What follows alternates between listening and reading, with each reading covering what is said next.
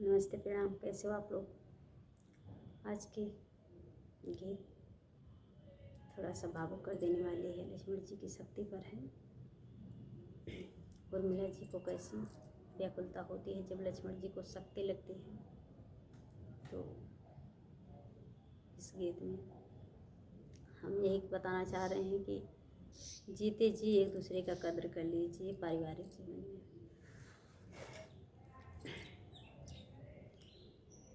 हे राम जी करतै रोदनवा लागल बाण लक्ष्मण के सिनावा। राम जी करई रोदनवा लागल बाण लक्ष्मण के सिनावा। लक्ष्मण के सिनावा हो लक्ष्मण के सिनावा।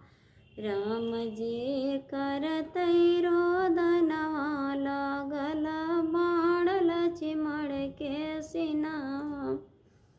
रोवत जामवंत जी रोवे सुग्रीव जी। रोवे जामवंत जी रोवे सुग्रीव जी। रोवत अंगद सोचत विभीषण।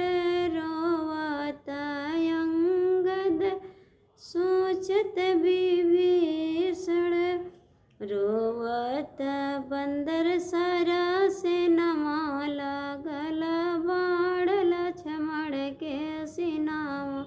रोवत बंदर सेनावा लागल बाण लक्ष्मण के सिनावा।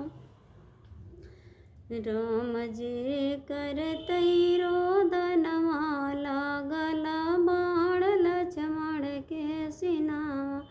राम जी करतै रोदनवा लागल बाण लक्ष्मण के सिनावा।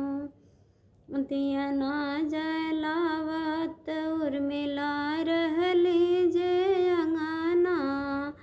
दिया ना जलावत उर्मिला रहली जे अंगना। बिना हवा बुझी गईली नदिया ना। सोच सोच व्याकुल भया मनवा लागल बाण लक्ष्मण के सिनावा।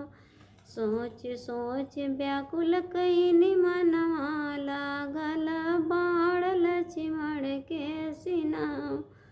राम जी कर